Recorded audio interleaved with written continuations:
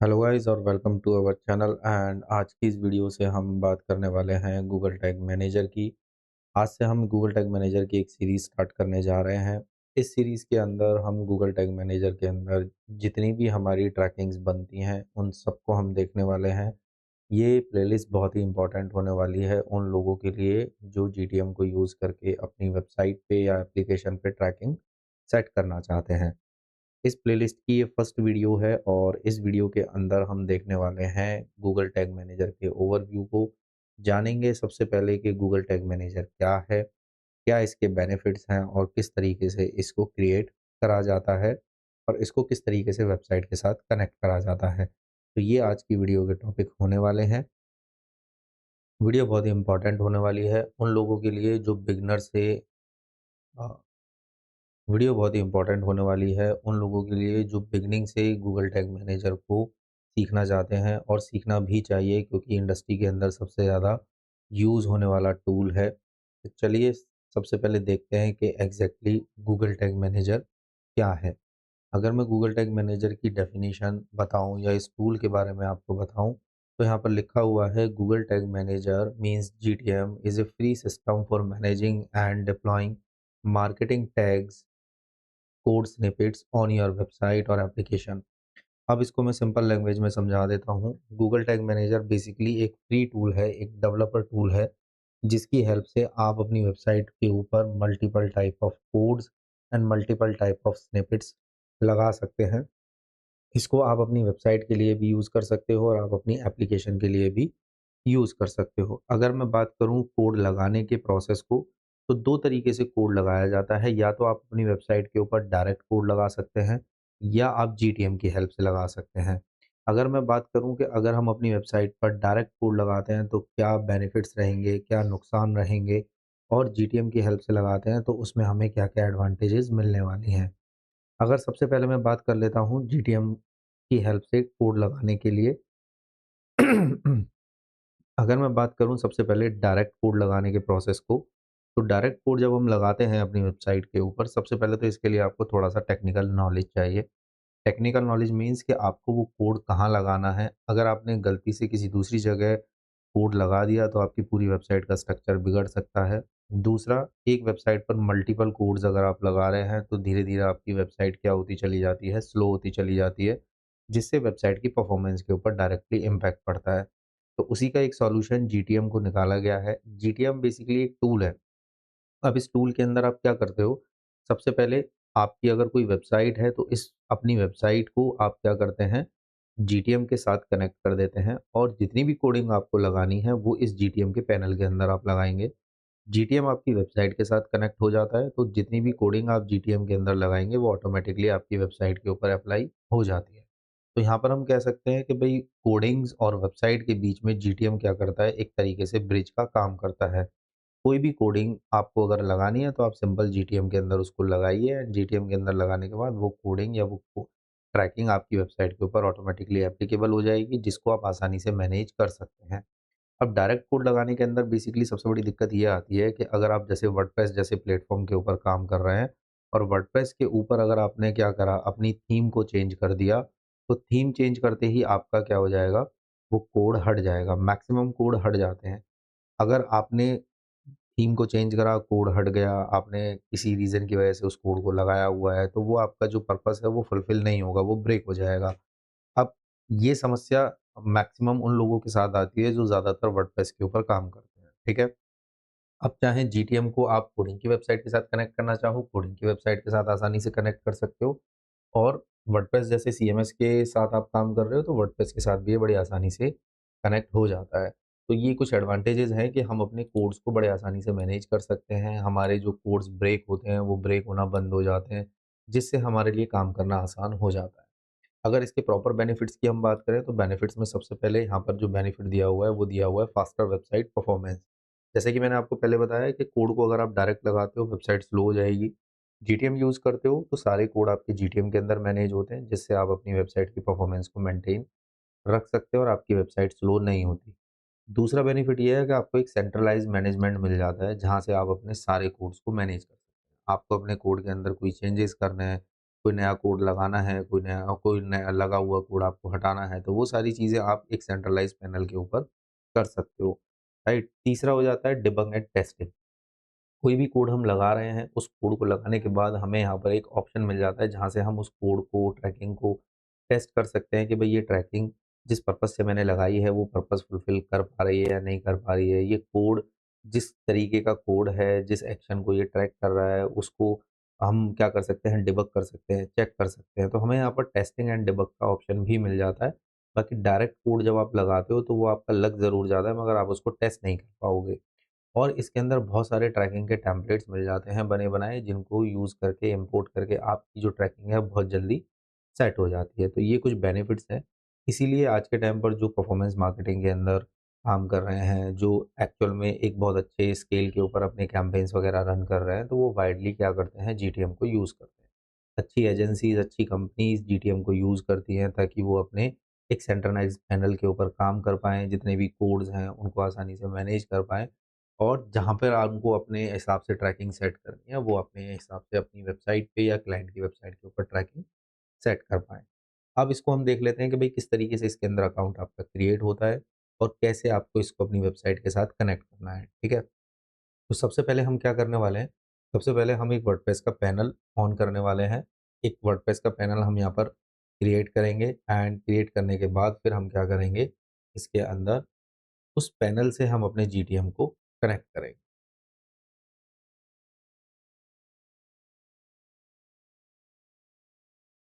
चलिए हम चलते हैं, एक पैनल क्रिएट करते हैं वर्डप्रेस का और वर्डप्रेस के पैनल के साथ हम अपने जीटीएम को कनेक्ट करने का प्रोसेस स्टार्ट करते हैं।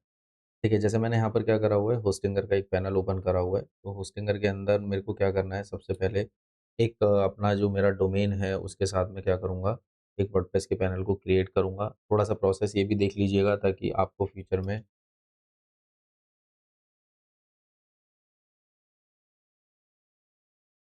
तो देखिए, यहाँ पर मेरा ये होस्टिंगर का एक पैनल ओपन हुआ पड़ा है और होस्टिंगर के पैनल के अंदर मुझे क्या करना है, मेरा एक डोमेन है, उस डोमेन के साथ मैं वर्डप्रेस के पैनल को कनेक्ट करूँगा और उसके साथ मैं फिर क्या करूँगा, जीटीएम को कनेक्ट करते हैं, ठीक है? तो सबसे पहले मैं यहाँ पर क्या करता हूँ, यहाँ पर मैं जाता हूँ अपने होम के अंदर एंड होम के अंदर जाने के बाद यहाँ से मैं मेरा एक डोमेन है, उसके थ्रू मैं क्या कर रहा हूँ, इसके डैशबोर्ड को ओपन कर रहा हूँ एंड ओपन करने के बाद यहाँ पर मेरा एक ये डोमेन बना हुआ है, राइट? तो मैं इसको क्या कर लेता हूँ, थोड़ा-सा एक बार ओपन कर लेते हैं।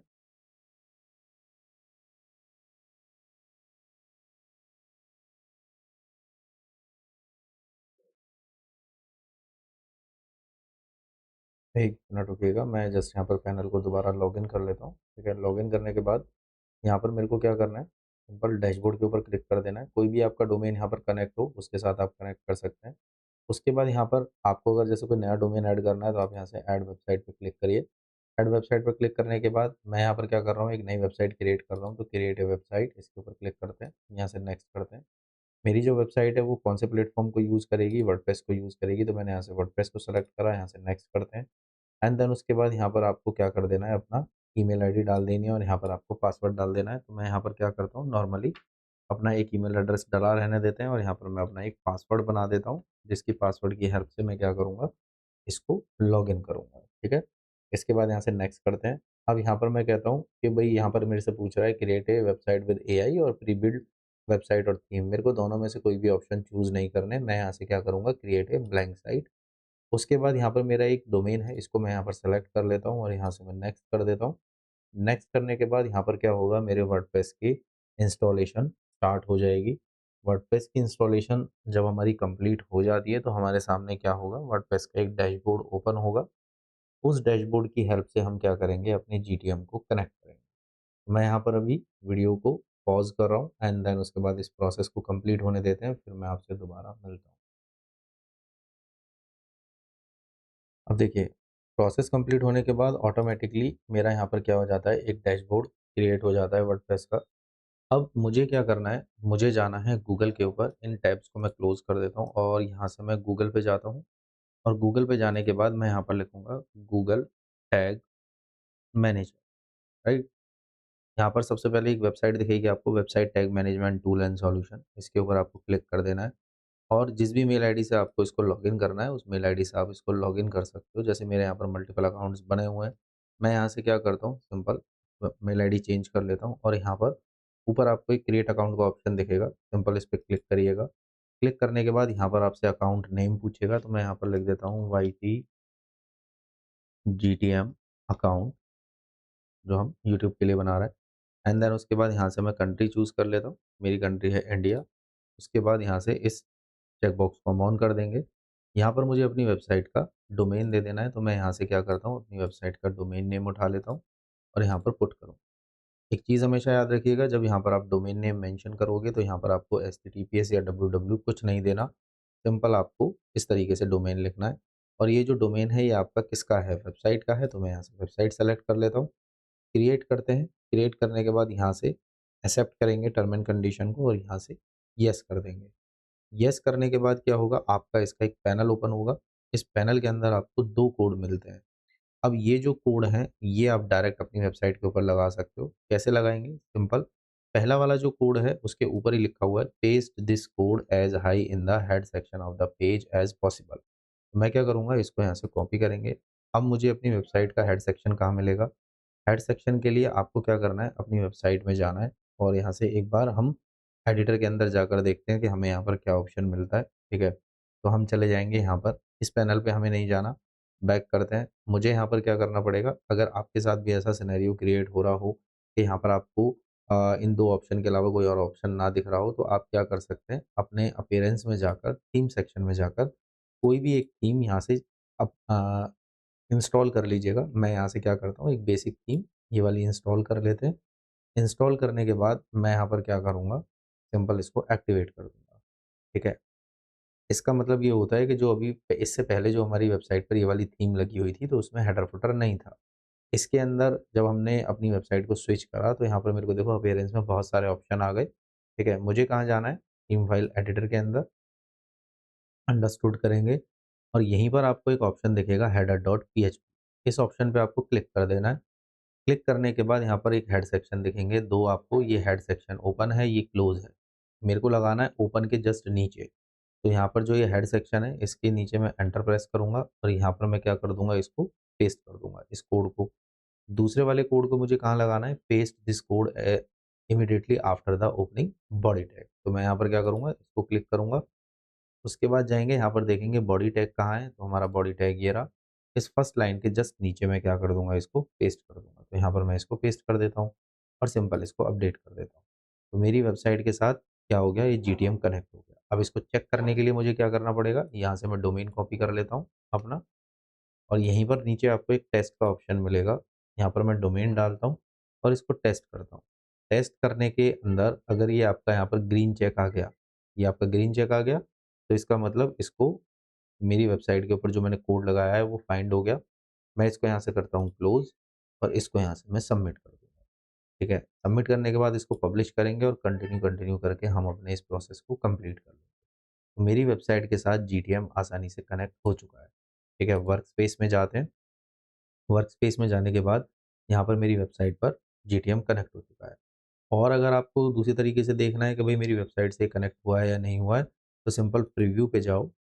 प्रीव्यू पे जाने के बाद यहाँ पर एक डिबग विंडो ओपन होगी। यहाँ पर आप क्या कर सकते हो, सिंपल अपने डोमेन को डाल सकते हो और यहाँ पर कनेक्ट करो। कनेक्ट करने के बाद नए टैब में आपकी वेबसाइट ओपन हो जाती है। वेबसाइट ओपन होने के बाद आप यहाँ पर आते हो, ठीक है? ये आपका क्या कर रहा है, अभी यहाँ पर ये कनेक्ट हो रहा है, ठीक है?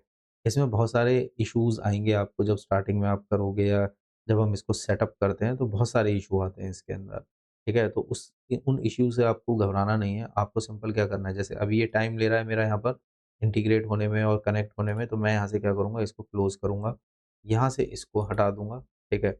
और उसके बाद एक दूसरा तरीका और बताता हूँ, जिसकी हेल्प से आप क्या कर सकते हो, अपनी वेबसाइट के साथ इसको कनेक्ट कर सकते हो। सिंपल आपको जाना है अपनी वेबसाइट में, यहाँ पर एक प्लगइन इंस्टॉल करना है, ऐड प्लगइन पे जाना है और यहाँ पर आप एक प्लगइन सर्च करो, इंसर्ट हेडर एंड फुटर, ठीक है? यहाँ पर मैं इस प्लगइन को सर्च करता हूँ। कई बार क्या होता है कि जब हम डायरेक्ट अपनी वेबसाइट में कोडिंग लगाते हैं, तो वो उतनी जल्दी एक्टिव नहीं हो पाती, तो हम क्या करते हैं, इस प्लगइन की हेल्प से लगा देते हैं। सिंपल इसको इंस्टॉल करेंगे, इंस्टॉल करने के बाद इसको हमें क्या कर देना है, एक्टिव कर देना है, ठीक है? थोड़ा-सा टाइम लेगा इंस्टॉल होने में एंड देन उसके बाद यहाँ से इसको एक्टिव कर देना है। एक्टिव करने के बाद मेरी वेबसाइट के अंदर ये प्लगइन क्या हो गया, इंस्टॉल हो गया। अब मुझे सेटिंग में जाना है और यहाँ पर मुझे दिखेगा डब्ल्यूपी हेडर एंड फुटर, इसको अलाउ कर देते हैं।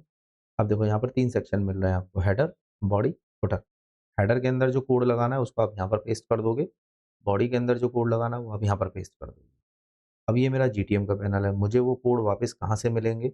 उस कोड को वापस लेने के लिए मुझे क्या करना है, यहाँ पर क्लिक कर देना है और ये कोड मुझे वापस मिल जाएँगे। इसको कॉपी करूँगा, हेड वाले सेक्शन में लगाना है तो मैं यहाँ पर पेस्ट कर दूँगा और दूसरे वाले कोड को कहाँ लगाना है, बॉडी सेक्शन में, तो मैं यहाँ पर इसको कॉपी करूँगा और यहाँ पर बॉडी सेक्शन में इसको पेस्ट कर दूँगा।